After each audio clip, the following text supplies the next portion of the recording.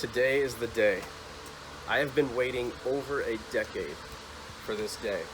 The day where we get to begin the restoration process of the 1975 MG.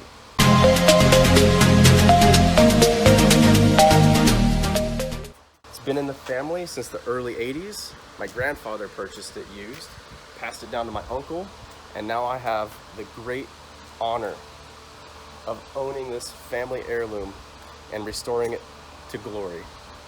Right now it does not run. It has not run in over 10 years. I drove it around for a summer when I first acquired it, had some fun, and then I wanted to give it a full restoration. Life happens. Flash forward to today, and we're going to tear down the engine bay.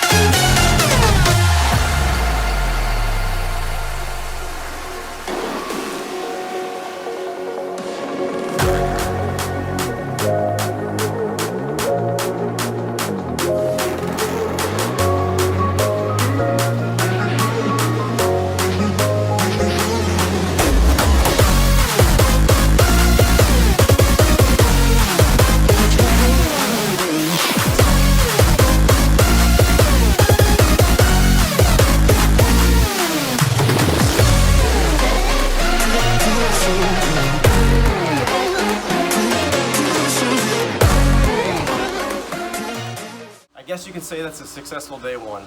We removed the radiator, the carburetor, exhaust manifold, and wiring harness, and a bunch of hoses, as you can see. Check it out now. All we have to do now is remove these ancillary parts, and then we can pull that bad boy out. All in all, I think I diagnosed why it wouldn't start. A really bad connection between the ignition coil and the distributor. Well, here it is. It's getting rebuilt anyway. So comment down below, let me know what you think about the project, and also subscribe. Come along this journey with me. Let's see what we can build here. Adios.